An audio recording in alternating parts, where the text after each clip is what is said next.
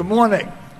My name is Justin Weiner, and I'm chairman of the board of Charlotte, a 105-year-old family manufacturing business, and it is my pleasure to be the first to be able to introduce Governor Baker and his team to our new operation here. I can only say before I pass it on to James Weiner, our CEO, that at 95 years of age, and this being my only job, I've seen a lot of transitions in this company, and I must say that the remarkable transition of this building that I remember building back in 1984 is just awesome for me. So with that, I'll pass the microphone on to James Weiner, our CEO.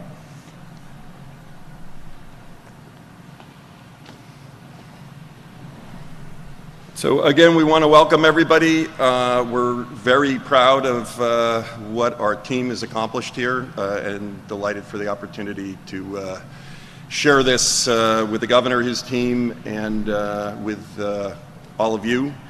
I'm up here speaking on our behalf, but this is really Joe Fallon's vision. And Joe and Michael were kind enough to invite us to help with the execution. There's kind of a special thing that happens when two family-owned entrepreneurial companies with a shared set of values get together. In this case, we realized immediately that there was a great fit. We made an agreement to work together with a fist bump. Excuse me, it was an elbow bump. It was a COVID bump. With just the notion that we would each do our part and we would figure out the details later, and we sprung into this. From the time that we started conversing, or had that conversation, from the time we started with that, it was early September. We broke ground in this building, cut into the slab to start the preparation for the melt-blown, the Reifenhauser melt-blown equipment that you saw in there.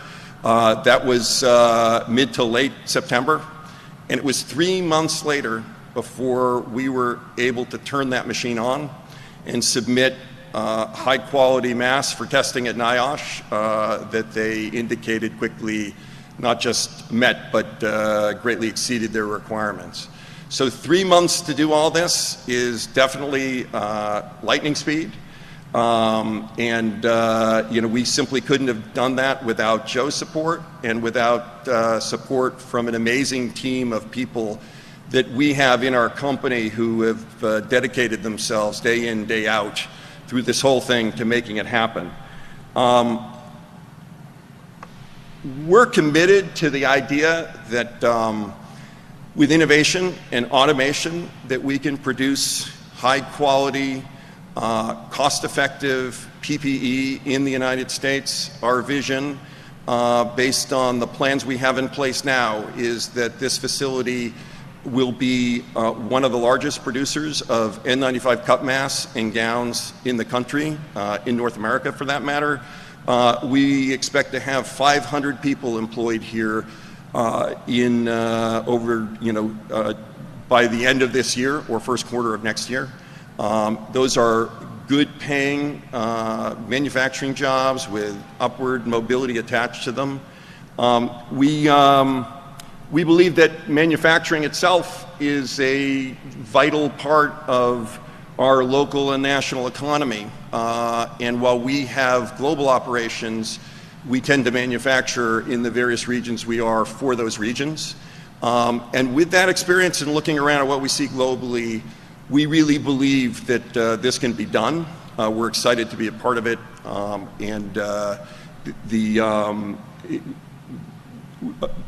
Excuse me. So our vision here is to serve as many frontline healthcare workers, clinics, hospitals, businesses, institutions with these masks. The need is not just COVID-based. The need is going to continue afterwards if we just supply a small portion of what's currently being imported, that there'll be a robust industry for us and others here. The final thing I want to say is that this would not have happened without the foresight of the governor and this administration. that we were privileged to get a Merck grant to support some of this investment. But it was also the standing up of Merck itself, the call to manufacturers and entrepreneurs to participate. That was very inspiring to us. It allowed us to fulfill our purpose and our values and live those in a very big way. So we're honored to have been part of this process and do what we can to help at a very difficult time. So with that, I want to introduce the governor. Thank you for coming.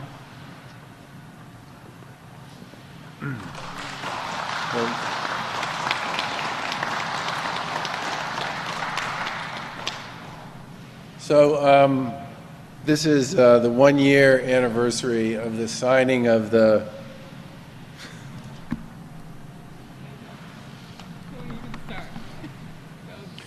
executive order here in Massachusetts that put the Commonwealth into a state of emergency. And I have to say,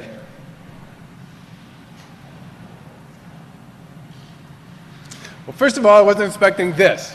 What I have to say is, when I think about what we went through in those first few months to try to find PPE in a world where every global supply chain had basically been frozen because of the pandemic, and the difficulties associated with getting very basic protective equipment to our healthcare workers, our first responders, our long-term care workers, and so many others in Massachusetts who were looking for it.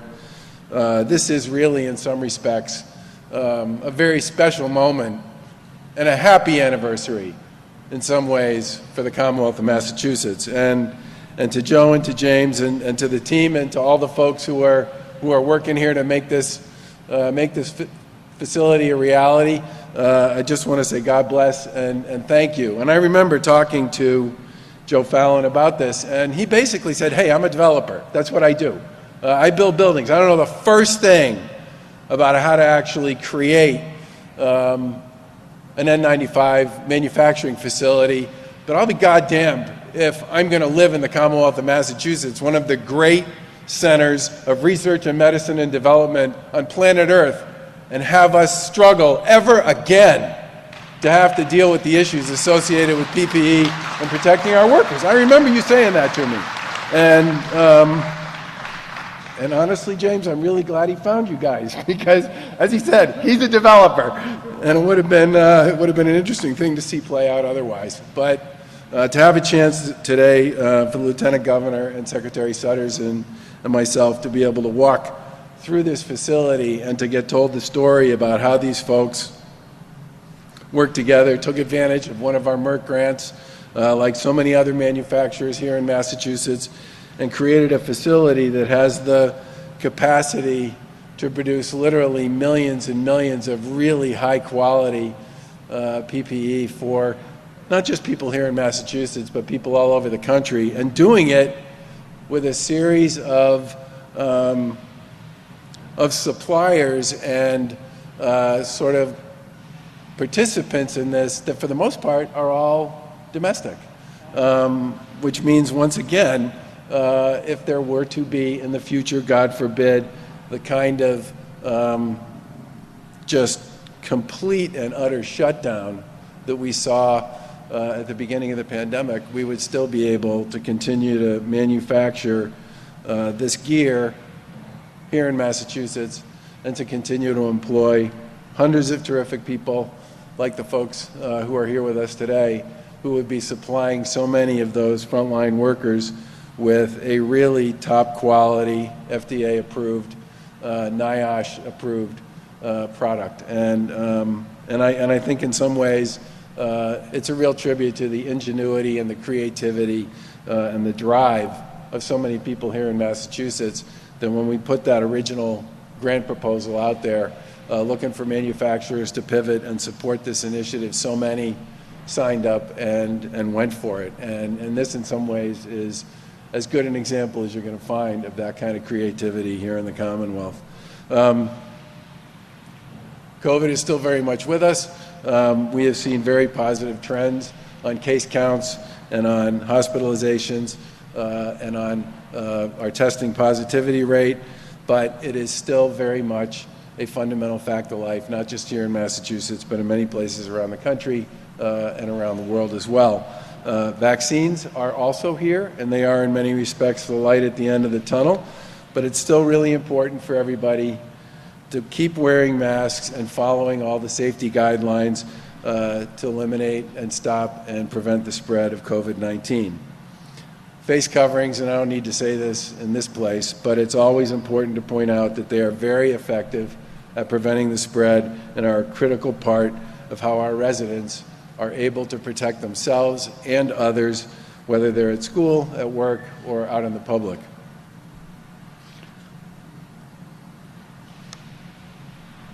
The masks that are being made here are an industry gold standard for maximum protection against airborne viruses, and we're just absolutely thrilled to have them being made here in Massachusetts with an incredibly bright future for this facility going forward.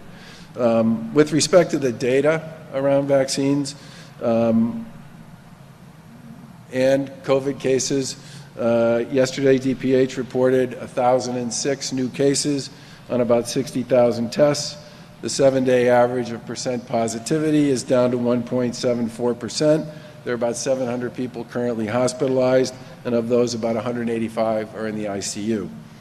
On vaccines, almost 1.5 million first doses have been administered in Massachusetts, along with 26,553 J&J doses, and over 2.2 million doses overall have been administered in Massachusetts. Yesterday, 85,000 total doses were administered, which marks the single biggest day of vaccine administration since we began this process in late December. Over 750,000 people in Massachusetts have been at this point fully vaccinated, meaning they've either received both doses of the Moderna and Pfizer vaccine or have gotten the Johnson & Johnson one-shot vaccine. And we continue to rank number one among states for total doses administered per capita and first doses administered per capita among the states that have more than 5 million people, and we're number 7 overall in total doses administered among all states. Today we have several announcements to make with respect to our vaccine distribution efforts in the Commonwealth, including the launching of a new pre-registration system that will launch on March 12th for the 7 state mass vaccination sites. That means this Friday, eligible residents can go online through mass.gov/COVID vaccine to register to receive notification when it's their turn to book an appointment at a mass vaccination site.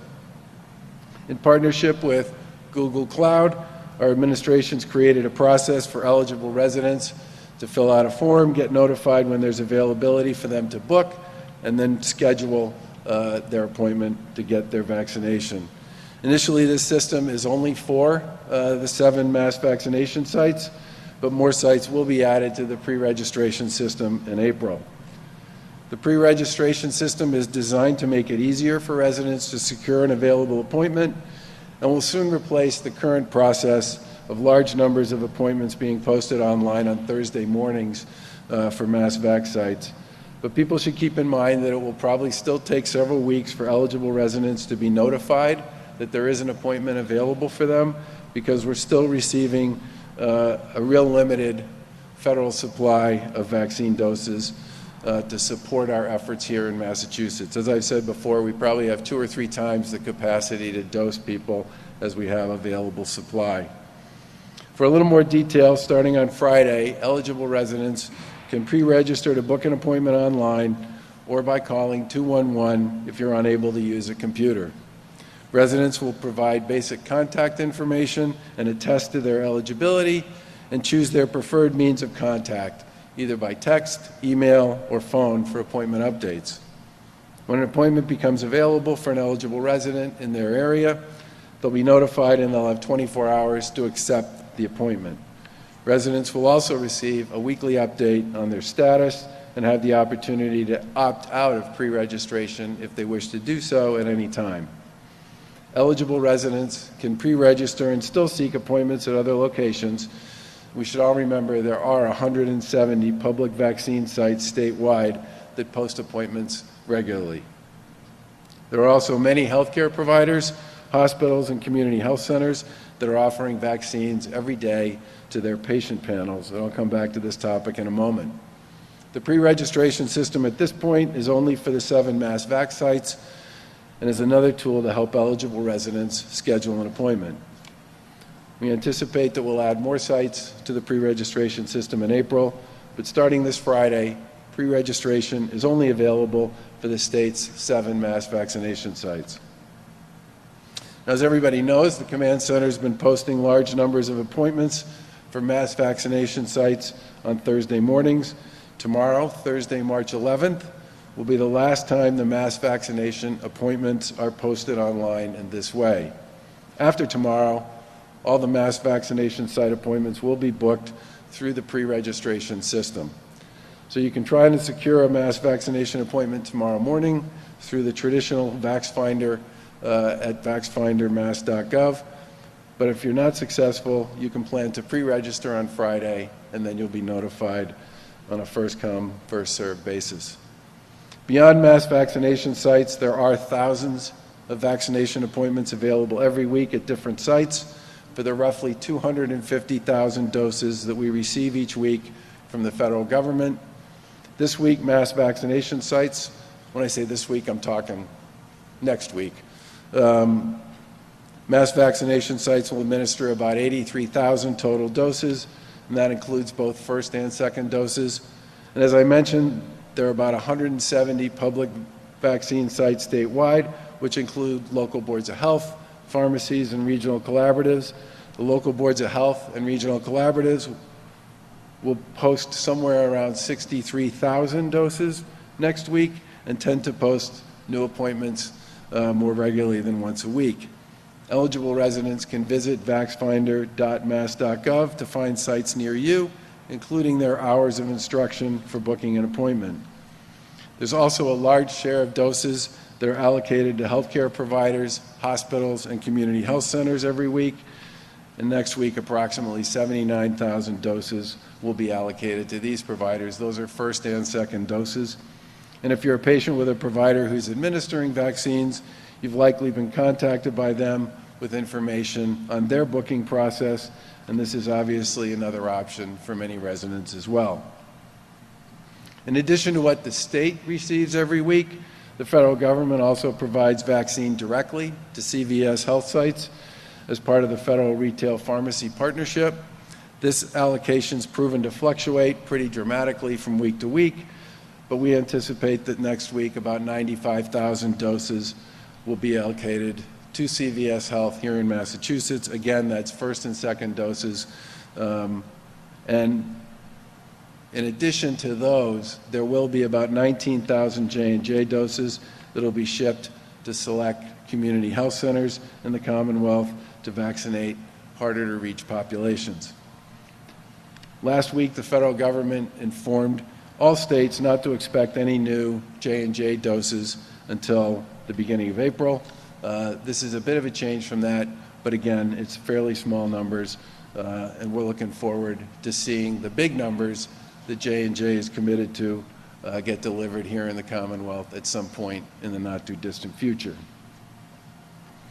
Currently, we outperform basically every other state in the nation with respect to our ability to administer vaccines quickly and equitably, but we can only move as fast as the federal government distributes these vaccines. We still get about the same 150,000 first doses of Pfizer and Moderna that we've been getting for the past month or so.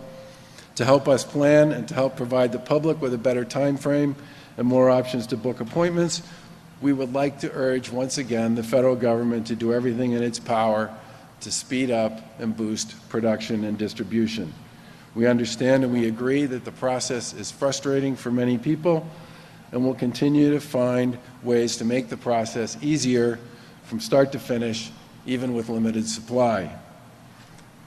We are all working on this one together, and when it comes to getting our residents vaccinated as quickly as we possibly can, we know the process can't go fast enough.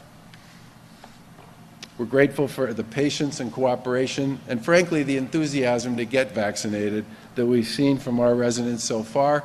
And we're very pleased that people have been stepping up and working the system as it exists, which has made Massachusetts, as I said before, #1 in the country on total doses administered and first doses administered on a per capita basis for all states with more than 5 million people. And with that, I want to turn it over to the Lieutenant Governor. Thank you.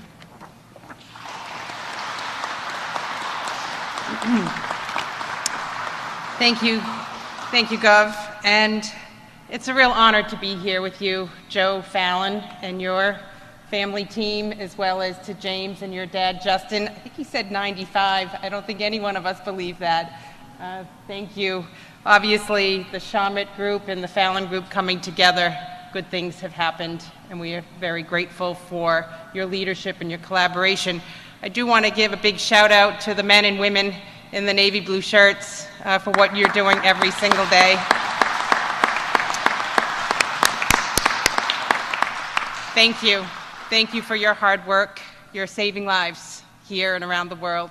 I also want to recognize my colleagues in government, Senator Timilty, Rep. Dubois, and Congressman Lynch's office. Thank you for your leadership as well. And as was said, I'm pleased that the MERT program, the Manufacturing Emergency Response Team, was an inspiration to your vision, and the relatively small grant of $2.7 million clearly inspired a major investment on your behalf to see this happen. We made $16.2 million in grants available to manufacturers to support pivots to make PPE, masks, gowns, gloves across our Commonwealth so that we as a Commonwealth are ready and resilient and can meet future needs as they come to us. So we are very grateful. Relative to educator vaccines, I'd like to make an announcement on our plans to provide designated days for K-12 educators, K-12 school staff, and child care workers to get vaccinated at mass vaccination locations. As you all know, last month we announced that these education workers would be eligible to book appointments in Massachusetts beginning Thursday, March 11th. This was to align Massachusetts with the Biden-Harris administration's directive for states to prioritize teacher vaccinations. To support this goal, our administration is announcing 4 days are being designated at the state's 7 mass vaccination sites where appointments will only be offered to K-12 educators, K-12 school staff, and child care workers. These dates are Saturday, March 27th, Saturday, April 3rd, Saturday, April 10th, and Sunday, April 11th.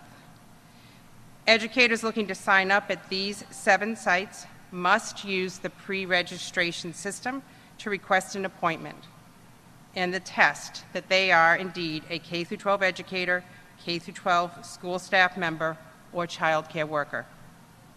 A full list of examples of these workers is available at mass.gov/COVID vaccine. All other vaccine providers, including regional collaboratives, are encouraged but not required to restrict their appointments to K-12 educators, child care workers, and K-12 school staff on these days for consistency. If these 4 days are not feasible for a provider, they may designate alternative dates if necessary. Clinics may not restrict access to individuals who live or work in a particular area. The Command Center will post a full list of designated educator vaccination days for regional collaboratives next week. Starting March 11th, K-12 educators, K-12 school staff, and child care workers can book appointments through mass.gov/COVID vaccine and through the Federal Retail Pharmacy Program through retail pharmacies like CVS. This group of workers is eligible to get a vaccine at any of the Commonwealth's 170 public vaccine sites. Given the limited supply of vaccine, K-12 educators, child care workers, and K-12 school staff may not receive vaccine until maybe even mid-April or later, depending on supply.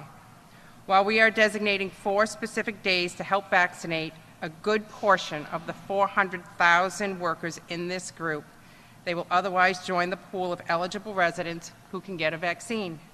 It is important that we continue to provide access to other eligible groups, like residents over 65 and individuals with 2 medical conditions. Our goal is to provide vaccine to all eligible residents, but we can only move as fast as the federal supply allows us to. We look forward to supply increasing in the coming weeks and months so we can vaccinate more of our residents. Thank you again. It's a real honor to be here with all of you. I'd now like to turn it over to Secretary Sudders.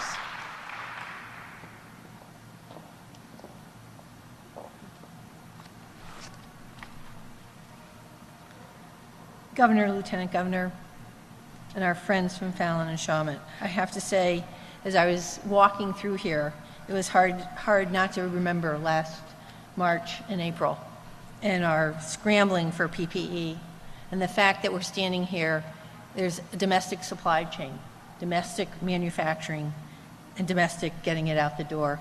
I often, to my staff, I say, thank you for your incredible efforts to get my favorite 4-letter, 3-letter word, PPE, out the door. As the governor indicated, the pre-registration system will go live this Friday. The process will hopefully ease some of the anxiety and the burden folks have been experiencing trying to secure an appointment because of the constrained supply of vaccine. I'm going to give a little bit more detail of how the process will work, although the governor did a pretty good job. The form will collect the basic information like name, address, as well as eligibility information such as occupation and whether the resident has certain medical conditions. The form will also collect email and phone number and ask for the preferred contact method, email, text message, or phone call. Once the resident has registered, their information will be added to the pre-registration list. Available appointments will be offered to groups of eligible pre-registered residents on a rolling basis. When appointments become available, the eligible residents on the pre-registration list will begin receiving notifications via the preferred contact method. If you selected email or text as your preferred contact method, you will receive a customized link that only you can use to view and book available appointments on the scheduling website for a mass vaccination location. And you have 24 hours to do it, so don't panic. If you selected a phone call as your preferred contact method, you will receive a call with information about the available appointment. You will have the option to ask for help booking over the phone when signing up on the pre-registration form. One day before you're offered an appointment, you will receive a notification allowing you to plan. And once you're prompted to book an available appointment, like I said, you will have 24 hours to book that appointment. To accommodate older residents and others who are unable to use the form, the pre-registration form allows family members, caregivers, or other trusted companions to fill it out on behalf. Residents who do not have internet access or someone to fill the form out for them can call 211 and our community services representatives will help them pre-register. And finally, as we all know, as we go our way and seek vaccinations, we have other tools available to us. Testing. Testing is an important public health tool in addition to contact tracing, complying with public health mitigation measures such as face coverings, physical distancing, staying home when sick, and good hygiene to mitigate the spread of COVID-19. Since the very beginning of the pandemic, the Commonwealth has been a leader in the nation on COVID-19 testing. To date, almost 17 million COVID tests have been conducted across all of our testing providers, and 1.8 million have been conducted at the Stop the Spread locations as of March 3rd. We currently operate Stop the Spread testing at 38 locations across 24 cities and towns. The price per test has dramatically decreased over time from originally it was about $136 a test to now it's about $67 a test. Yesterday we announced an extension of the Stop the Spread COVID-19 initiative, which provides the free COVID-19 testing across the Commonwealth from March 31st, when we thought we might sunset it, now through June 30th of 2021. Residents of the state may visit mass.gov, get tested to find testing locations. Thank you. And with that, I'll turn it back to the governor.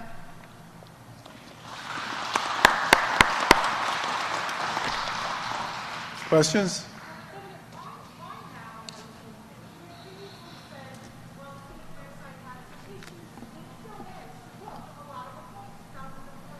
Hundreds of thousands. All right, so why the change? I think the big issue is the continued shortage with respect to supply. The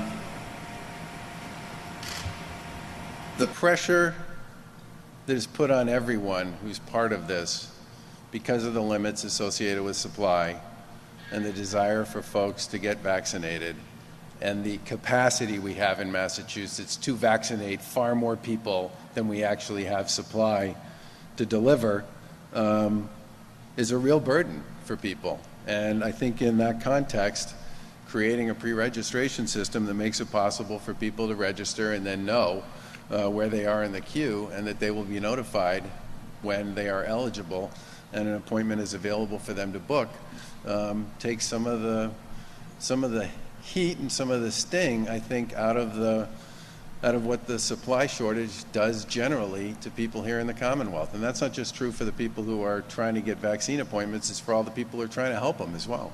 Can you assure us this new tool isn't going to crash on Friday? What tests have been done to make sure it can handle the traffic? So our partner for this is Google.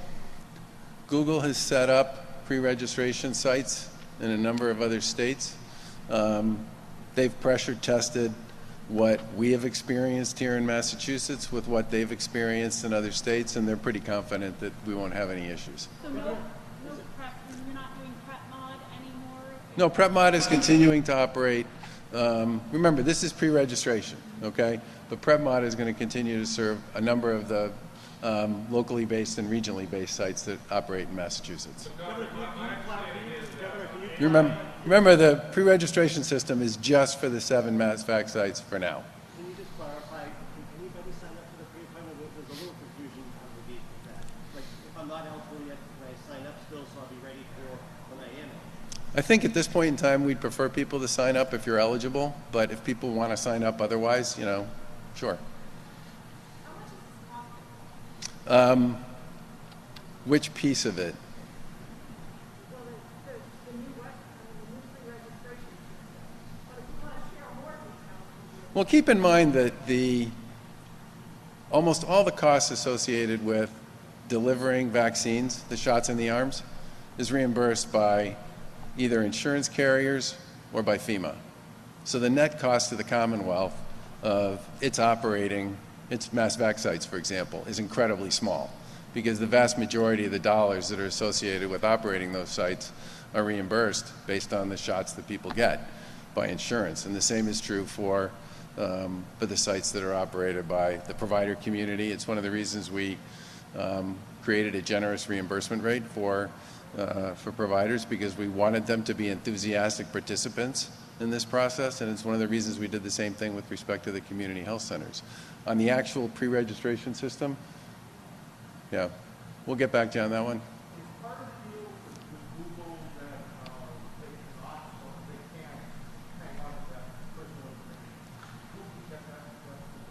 It's a pre-registration site, and the site itself is, the data on that site's owned by the Commonwealth.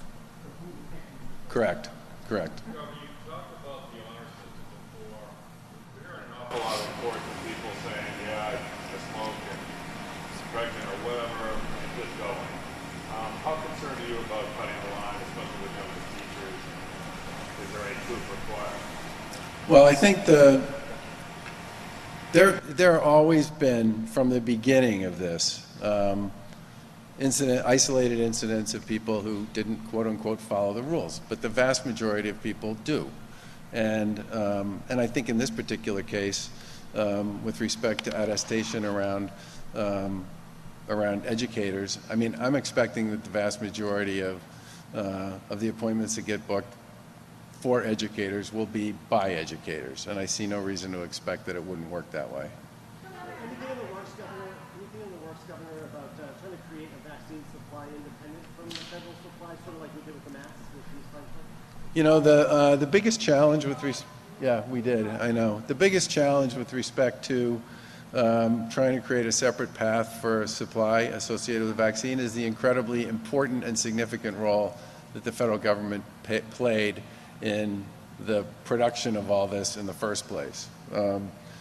Moderna and I think Moderna and Pfizer were both, no, Moderna and J&J were both part of the upfront expense program from the feds in exchange for, a certain number of doses. And Pfizer's deal with the feds was basically, we'll do our own research, but if we get approved, we need you to guarantee that you will buy a certain number straight out of the gate. So the feds, for all intents and purposes, are the single client, at least for the time being, of those three manufacturers. So we got to play by that set of rules. How does the state of the system decide when who gets an appointment? How do you know? How do you assure people that those appointments are being distributed equally and fairly? Well, it's going to be done basically based on when you sign up. I mean, it's going to be sort of the traditional first come, first serve, and you'll be notified that as an eligible person, because either of your age or your occupation, you'll be notified that you get a code, and that code can then be used to book an appointment at a site that's geographically close to you, and it literally, if you choose not to book within that 24-hour period, you just go back into the pool. But the idea here is to treat it as a first come, first served type setup. Have chosen to vaccinate by age, and that was something we saw in Maine. Was there ever any consideration to that? And moving forward, when you get to a real big group of people, do you think there might be a shift toward that? Well, keep in mind that we have been vaccinating by age. We've been vaccinating by other things too. I mean, we chose to prioritize healthcare workers and long-term care workers and assisted living workers and personal care attendants and home health care workers and folks who work in congregate care with people with developmental disabilities, homeless shelters, and the like. But we did start with, 75 plus, and we're now working 65 plus 2 comorbidities, and this stuff is all consistent with the guidance that we received from the advisory board that we put together for this.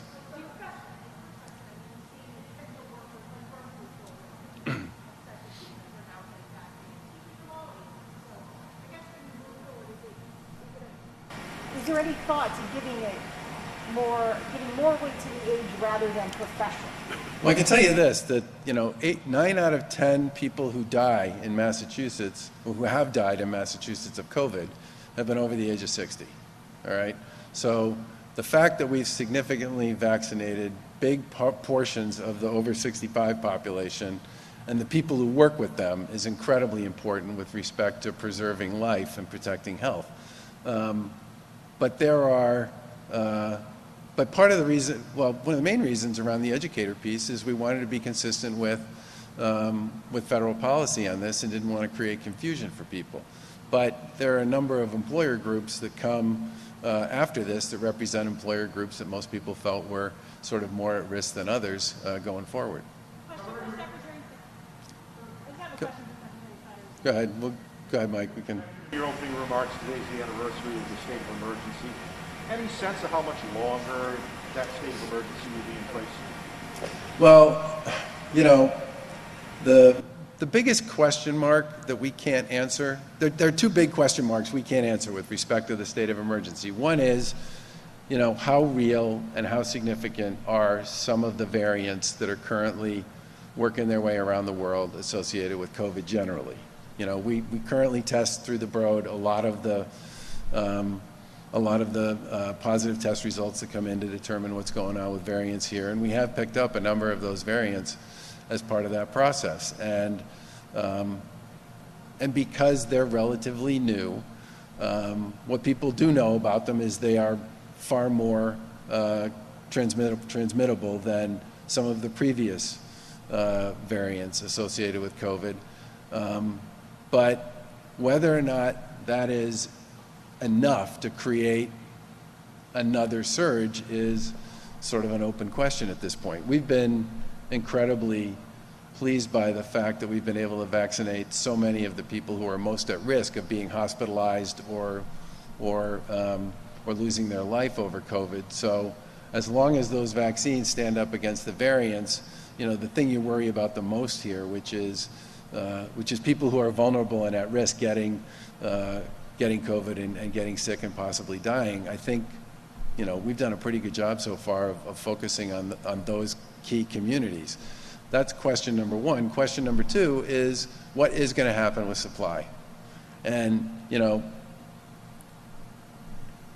we heard in December that we would have more supply than we had demand by February. And then we heard in January we would have more supply than we would have demand by March. And then we heard J&J and Pfizer and Moderna make commitments to Congress about where they were going to be in March. And we're basically being told that between now and the end of March, we shouldn't expect any additional supply. And we will in April have more supply than we have demand. If we ever get to that point, and I really hope we do, the ability for us to move really quickly to vaccinate huge portions of the remaining population in Massachusetts is extremely high, given the amount of capacity that we have available. And for me, this whole thing is kind of the race against time with respect to whether or not there would be the potential of a third surge. But what I would say to you, that's a really long answer for, I don't know exactly what's going to happen with the variants and what they mean with respect to transmission or vulnerable populations. And the second thing is, I don't know how fast, until I know more about the supply question, we can vaccinate. We've done 2.2 million, 2.2 million doses at this point. About 700,000 people are fully vaccinated. If we really did get more supply, if we got enough supply to meet the demand we have and the capacity we have, we could do more than 1 million people a month. Easy. We could probably do 2 million people a month. And that will move the ball in a big way to get us to the point where I'd start feeling comfortable that, we can start thinking about where we are with respect to the emergency order. But there's still some unknowns out there that got to get worked through. Do you have Secretary Sutter, I have 2 questions for you. The first, we're receiving reports from some local boards of health who did first doses before they were cut off from receiving supply, not receiving the second doses in time for the clinics that they had scheduled. What is happening there, and why the delay? There shouldn't be any delay, so any municipality that had requested second doses that we know of, the requests went in and they should be getting their supply this week. So if they, for some reason, aren't receiving them in time, they just need to reach out to you? There's every day there's a constant back and forth between providers and the Department of Public Health and my staff on allocations. And so I would say if there is a municipality that was expecting second doses, got their confirmation. So when we put the order in, the provider gets a confirmation back from us. The order's in, nope, you're not getting any. So there is a back and forth. It doesn't go into just a black hole. So there's a confirmation process. And then they're notified when they get the delivery date. So they actually get the date from FedEx when it's delivered. So I would say if there's a municipality who believes that they have an order that they're waiting for, they should contact the Department of Public Health. And there's actually, I don't have the email address, but there's actually an email address that you search to them. No, our commitment has always been, if you get a first dose, we need to make sure you get your second dose. There were a few times when some providers did not put their information in, so it's hard to know how to order second doses if you didn't know that some of the first doses happened. But we've been very committed to second doses. Meeting today, I think with somebody in your office about firefighters and the teachers union and trying to get doses to teachers and educators in their communities. Commissioner Riley and I are meeting with the Mass Teachers Association tomorrow, not today. Professional Firefighters Association, I think it's part of that. Any thought to, I know you're designating dates with the mass sites, but would you consider giving any doses to these local communities if they have a plan? We don't have more doses to give. So we have been informed by the federal government as of last night that we're not getting additional new supply in until the end of March. No J&J, no Pfizer, no Moderna. The only new additional doses we're getting are 5 trays of Pfizer for second doses, over and above what we currently get. That's what we get. Seeing clinics at school buildings, which is not possible. Expanding when you don't have expanded supply. We have a constraint of supply in the Commonwealth of Massachusetts. But Commissioner Riley and I have been meeting with the Mass Teachers Association for the past few weeks, and we look forward to the meeting tomorrow. Last question.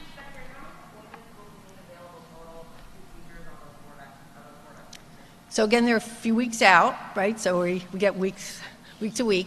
But at this point, I would assume it'd be about 25,000 appointments would be available exclusively for educators at the 7 MassVac sites. And if we have, additional supply within what we have, we obviously will increase that. But right now, I'd say it's about 25,000 appointments for those 4 days.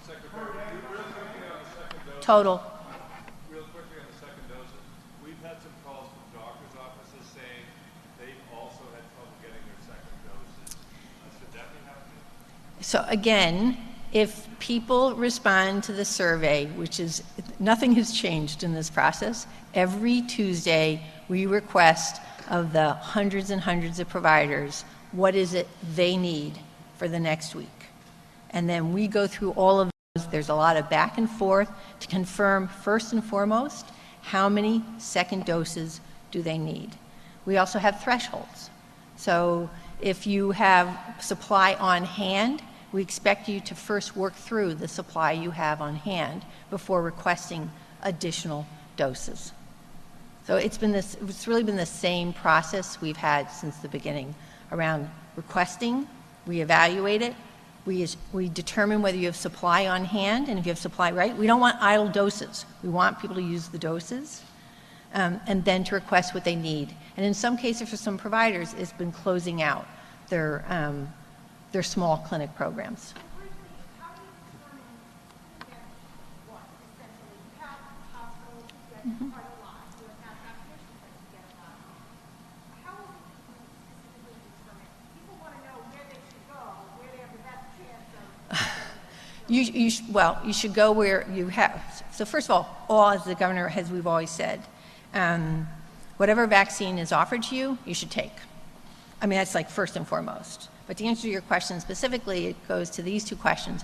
First and foremost, we want to ensure if you've had your first dose of Pfizer, Moderna, that we make sure your provider has the second doses so that you are fully vaccinated. So at the very top of the list, if you would, are second doses. And then we have the mass vaccination sites, we have the regional collaboratives, we have the hospital systems, open providers. I'm not doing this in like order. I just forgot something. Community health, thank you. I knew I forgot. Community health centers, and we're closing out the congregate care program and the like. But we always start first with what do we need to ensure that if you had the first dose, you're getting the second dose. And then after that, it is what we have for supply and who can accept Pfizer, who can accept Moderna, and did we get a little bonus supply of J&J, which everybody would like to have. Thanks, everybody. Can I say one thing about this? Part of the reason we pick dates that are later in the month of March and early April is, once again, we are going to hope that the enthusiastic projections of some of the folks in D.C. actually come true.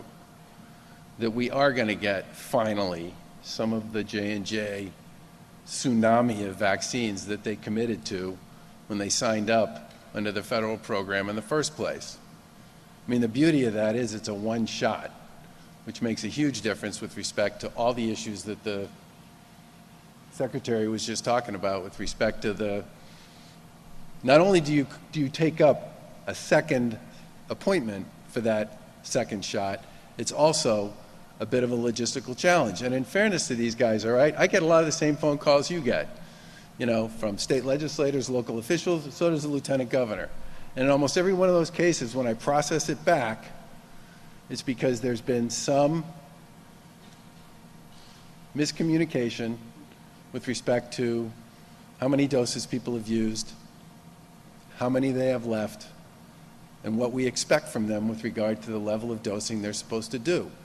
Remember, we put some very stringent guidelines in place about 6 weeks ago that said, if you're not using your doses, we're not going to give you any more, right? Because we were concerned about the amount of vaccine, as were many of you and a lot of people in Massachusetts, that too many doses in Massachusetts were sitting in freezers and not getting into people's arms. The other advantage of the J&J vaccine is it doesn't require the deep freeze, it doesn't require the thaw, you don't have to do all the prep work that you have to do with the other two, which means you can treat it. You don't have to be as sophisticated an operator to actually use it effectively. And you can also think about how to bring it in as a mobile tool. You know, a lot of people have said, why don't you do more with mobile? Well, part of the answer with that is it's hard to do mobile if you have a vaccine that's as complicated to store, prepare, and all the rest as the Moderna and Pfizer vaccine are. If you get to the J&J vaccine, you know, whether someone uses every single dose or not, they don't have to think about how many they have to thaw the night before, and it's one dose. So if you decide you want to go do a senior housing site, right, and just hit as many of those people as you possibly can who want to get vaccinated, the best part about it is it's one dose and they're done.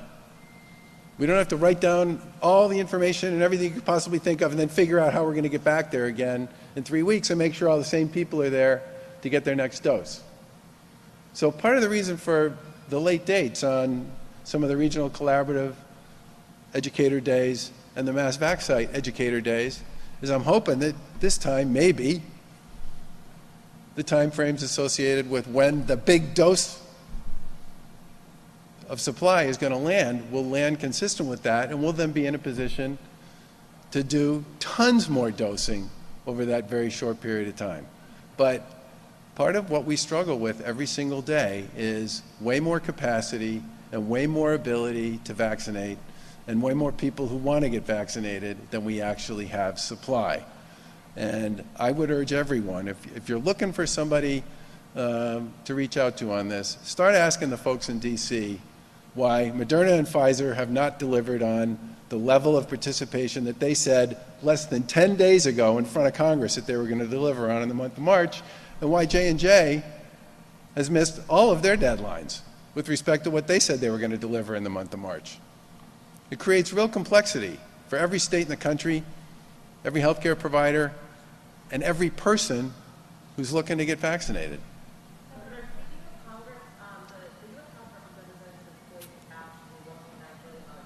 Yep. Today, I'm wondering if you can speak to the importance of that to Mass government here and how critical that is to the freedom of paper, vaccine distribution, testing, and all of that. Well, I mean, there's a lot of pieces and parts to that. What I would say is the thing I'm most grateful for is that they got it done in time for a relatively smooth transition for folks who are out of work.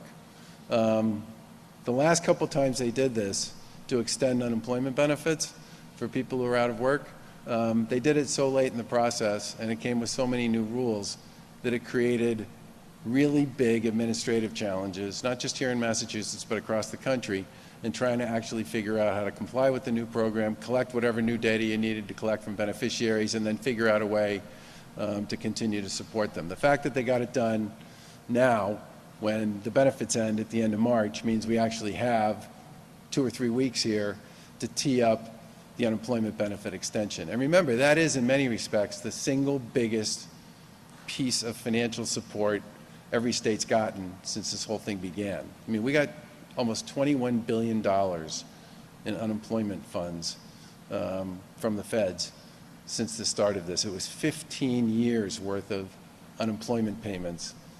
You know, if you think of what we typically put out every year, there's 15 years worth of unemployment payments in 10 months.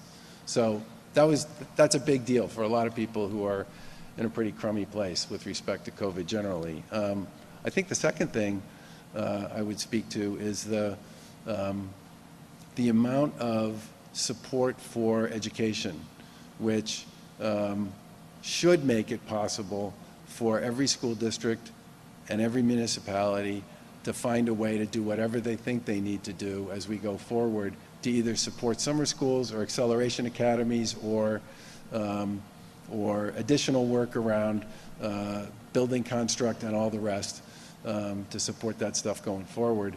And I think the third piece is the support for the vax and the testing activities, which will also make a big difference as well. But it's getting it done on a timely basis so this unemployment thing does not become the nightmare it's been for a lot of people. Each time the extension gets put in place is a really big deal. Thanks, everybody. I don't know the answer to that. Is there a specific time the website goes live on Friday morning? Later Friday morning. How about mid-morning? Okay. Thanks, everybody. Governor, you happy the House and Senate came to an agreement to give PPP relief to small businesses? I think you filed a bill. We did. Is that something you're looking to sign? Yes. We'll see. Have we seen it? Yeah, I don't think we've seen it yet. I would like to read it. It's usually important, but the PPP piece is important. So is keep in mind that the unemployment piece is also important. What we basically did there was created we have to pay the federal government back for a big piece of the unemployment money we spent that wasn't quote unquote theirs, okay? And the way we typically pay back a deficit in the unemployment fund is through charges on employers. And by passing this legislation, we will have the ability to use a much less expensive financing mechanism to borrow money and pay back the fund. And that will save employers literally huge amounts of money, which will help them, perform in what everybody would agree is a really difficult period economically for many of them. And that part in particular, it's kind of wonky and nerdy and it doesn't get a lot of attention, but the difference in terms of what the borrowing costs and the payback will look like is far better under the proposal we made, and I believe the legislature is going to enact, for all employers in Massachusetts, when you're trying to create a recovery, makes a big difference. It doesn't become quite the same draw against people's ability to hire and support their employees. Yeah.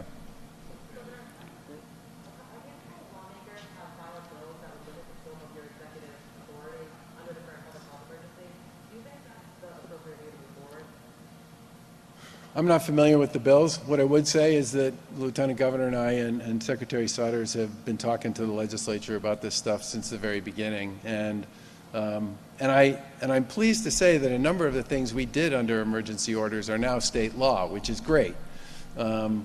Because some of them are things that will, telehealth, just for one example, are things that should survive the emergency order generally. But I think we've been talking to these folks about this stuff on a pretty regular basis, and if people have thoughts and ideas, look, if we don't all learn a bunch of lessons coming out of this about what the right way to operate and prepare for one of these in the future is, beyond the work that was done by you all and by Joe Fallon, and that's being done by the folks, as Lieutenant Governor said, in the blue shirts, we will have missed a big opportunity. Because no one ever expected to be using emergency orders for pandemics that were going to last a year, that's for sure. And thank you all very much for what you do. God bless.